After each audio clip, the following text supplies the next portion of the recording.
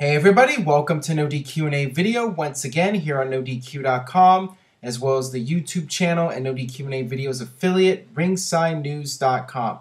Got a lot of questions here from spring.me/Aaron Rift, so this will be another extended edition of NoDQ&A video. If you enjoyed today's video, please share it with fellow wrestling fans on Facebook and Twitter. Tell anybody you know who watches wrestling to check out NoDQ&A video. With that being said, let's get down to the questions here from V Mike X. Reports on NoDQ.com say that the plan could be to have 2 Hell in a Cell matches, and one being with Rollins and one being with Orton. This makes no logical sense. How would you feel if it was a fatal 4-way with the winner getting Brock Lesnar at Survivor Series?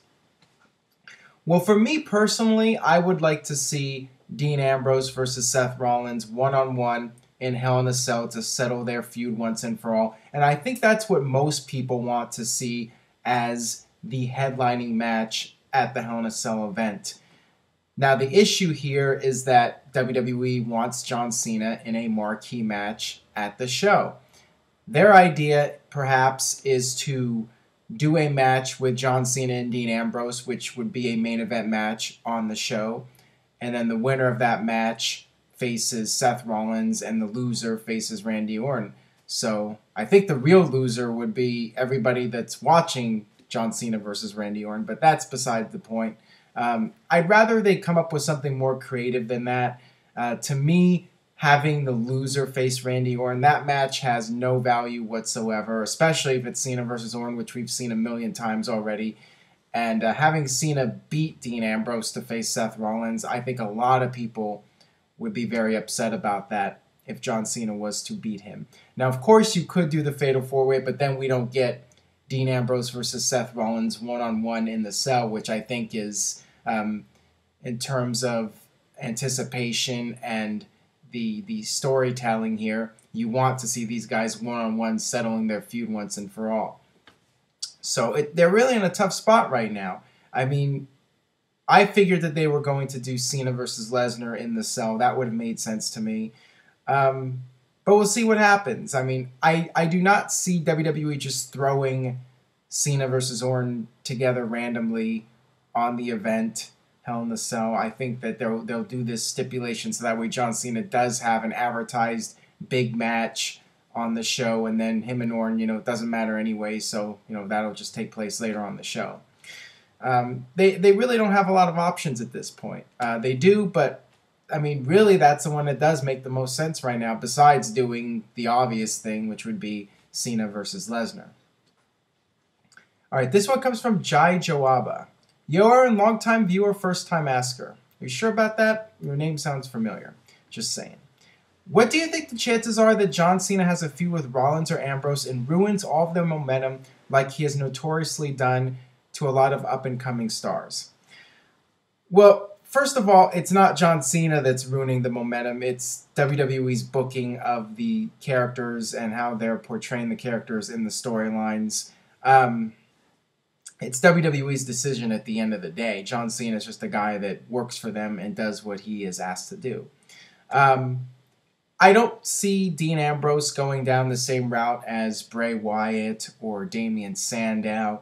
I think that if we get John Cena versus Dean Ambrose at Hell in a Cell, going back to earlier, one would think Dean Ambrose would win. Maybe Randy Orton would cost Cena the match, and then that leads up to Cena versus Orton.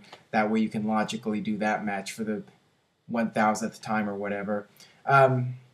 But I think that WWE will be very careful with Dean Ambrose and how they portray him.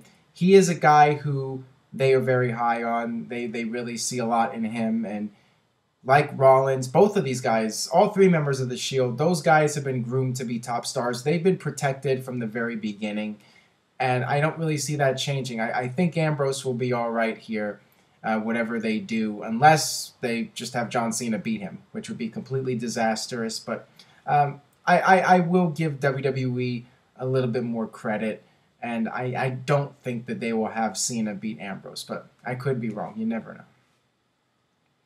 All right, this one comes from Alexander WWE. Hey Aaron, do you see Randy Orton versus John Cena happening in Hell in a Cell again, and who would go over? Please answer in video. Well, right now it's looking like that match is going to take place based on the whole scenario from earlier. As far as who would go over, I mean, John Cena, obviously. John Cena could be Randy Orton, and then Randy Orton could make a babyface turn and feud with Brock Lesnar. They could do something like that.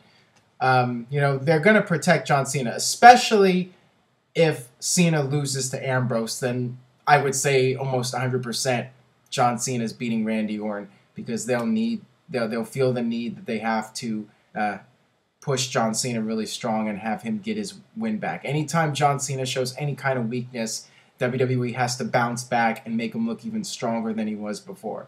So definitely, if Cena versus Ambrose takes place, Randy Orton should just lay down for John Cena, not even bother. All right, next question here. Hey, Aaron, do you see Roman Reigns versus John Cena taking place anytime soon? And who do you see going over in that match? Please answer in video. I definitely see that match taking place at some point. I think it's inevitable if both guys are healthy in WWE and continue to be on top. I mean, it's just a matter of time before that match takes place. As far as it taking place soon, I think that's doubtful. I think that once Roman Reigns comes back, he'll be groomed towards that match with Brock Lesnar, and he'll be staying away from John Cena for the time being. But next summer, maybe the next SummerSlam, John Cena versus Roman Reigns, that being the main event match, I could very well see that happening around that time. All right, this one comes from Gail Aaron. What old pay-per-views would you like WWE to bring back, such as Judgment Day, No Way Out, and so forth?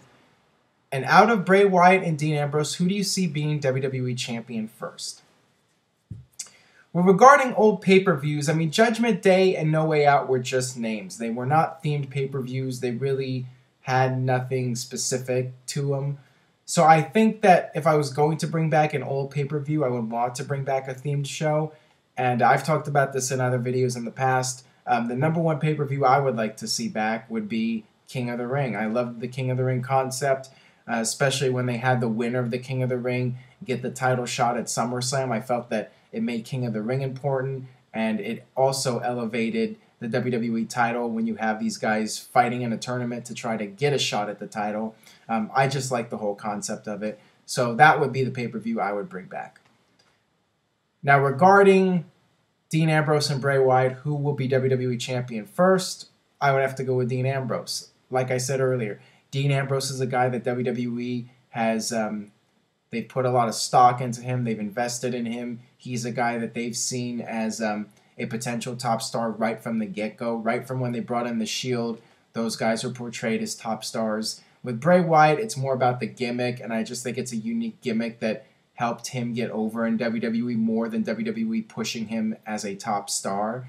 I just think the gimmick helped more than the company's push. With Dean Ambrose, they were pushing him right from the get-go. So the marketing machine was already in full gear with Dean Ambrose, and it's always been that way. With Bray Wyatt, I mean, right now we don't know what's going on with him, what's going to happen with the Wyatt family, or what direction his character is going in. It's very much up in the air right now. But with Dean Ambrose, we know that as long as he can stay healthy and he keeps getting better, he's going to be a top guy in WWE. There's no question.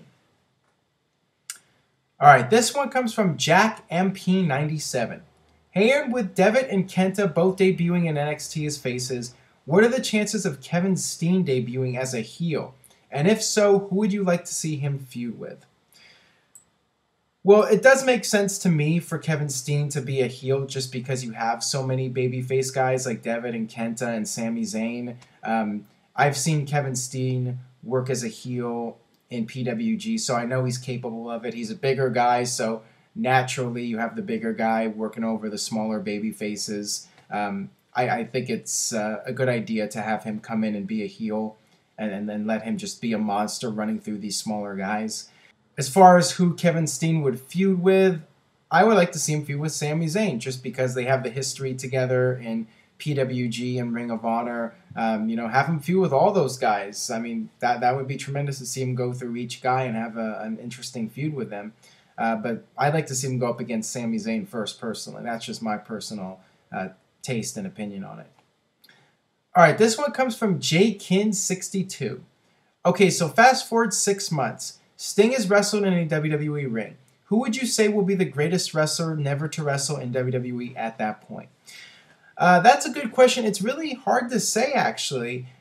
When you look at people that have competed in promotions in the United States that have not worked for WWE, I mean, the obvious names would be people like Bobby Roode and Samoa Joe, but, you know, you're going to say, well, those guys actually did technically wrestle in WWE because they did the tryout matches, and some of them appeared on shows like Velocity and, you know, just doing squash matches where they were losing to the bigger star. So if you're talking about a guy who has never worked in WWE by appearing on a television show, I mean, you would probably have to go back far. Maybe somebody like the Great Muta. I mean, he's a guy that I think of right away of top stars that have wrestled in the United States that have not worked for WWE. And also guys like Nikita Koloff from the 80s. But as far as recent guys, I mean, it's really hard to say. I mean, that's a very good question. I mean, Sting really stood out as the one really big star that never wrestled in WWE. All right, this one comes from Clarky Boy 123. Do you think Adrian Neville will go far in WWE?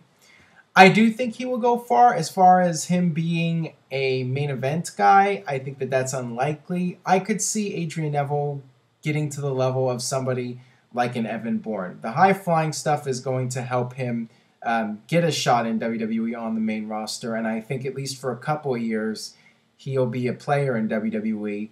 You know, the guy that can do all the cool stuff, I think that he will have a run. But as far as being in the upper card, even at a Dean Ambrose type level, I think the odds are against it because of the size. Now, I'm sure there's going to be people out there saying, well, Daniel Bryan made it despite the size. So it is possible, but Daniel Bryan had a lot of lucky breaks in his career. And I think for Adrian Neville to get as far as Daniel Bryan, it would take a lot of luck, a lot of being in the right place at the right time. All right, this one comes from Gravy Sticks. Will Dean Ambrose suffer the same fate as Zack Ryder? As in, he only got hot only to have John Cena steal his storyline and his momentum and leave his career for dead. I highly doubt it. As I mentioned earlier, Dean Ambrose is a guy that WWE has been very high on. Dean Ambrose has had the marketing machine behind him from day one. The company has been fully supportive of Dean Ambrose. They see star power with him. They see money with him. With Zack Ryder, it was different. Zack Ryder was never a guy that WWE wanted to push strong. The only reason Zack Ryder got any kind of push was because he took matters into his own hands. He did the whole Long Island Iced Z and the true Long Island story and all that stuff on YouTube, which got him noticed, and WWE really felt pressured, and they did give him the push, and then they just completely buried him because they didn't want to push him in the first place. So with Dean Ambrose, it's totally different. I don't see Dean Ambrose going down the same route as Zack Ryder. All right, next question here. With very few exceptions like Ambrose and Lesnar, is WWE worse than it was at its low point in the 90s? Absolutely not. I think that when you look at the talent roster in WWE today compared to 93, 94, 95, overall it is far superior today. And in fact, I would go as far to say that WWE's current roster is among the best rosters they've ever had. You can compare it to any year in WWE, and it holds up. I mean, WWE has a tremendous talent pool right now. Now, from the creative standpoint, it's a whole different story. Creatively, I mean, WWE's been at one of its weakest points in some time, but I wouldn't say that right now is any weaker than a year ago or 2 years ago or 3 years ago. It's just been very steady. WWE's best creative point, many would say, was the Attitude Era, and even going back into the late 80s and early 90s before, the whole steroid scandal and all that, when the wrestling business went downhill in terms of popularity. So right now, I wouldn't say it's at a low point, but I wouldn't say it's at a high point either when you look at it from a creative standpoint. All right, this one comes from JKin62. Would doing an England-themed stable in a year or two from now be a good idea? Perhaps with Bad News Barrett, Paige, and Adrian Neville. I actually think that would be a good idea because it's been a while since we've seen a faction like that where several people from the same country bond together and form a faction. We've seen it done in the past, but it has been a while. So I'm open to WWE doing that again. And, I got the question about Adrian Neville earlier. That would be a good way to utilize him and have him represent this England-based stable. So I'm all for it. And, it'll give Bad News Barrett something to do when he returns. And that leads me here to the final question today from CPW1978. Hey Aaron, when Wade Barrett returns, do you feel WWE will give him another push or the injury-prone treatment? Does he have potential in the not-too-distant future to become the first British World Heavyweight Champion? Honestly, I think the odds of him being World Champion in WWE are very slim right now. When a guy gets hurt repeatedly, that lowers the chances of him getting a big push when he comes back, because WWE needs people that they can rely on physically. Going back to John Cena, one of the reasons John Cena has been pushed so hard is because he has managed to stay healthy for the vast majority of his career. Yes, he's had injuries, but he's always bounced back very quickly from them. And overall, John Cena has been out of action for a very short period of time compared to a lot of other top stars that have been pushed at his level.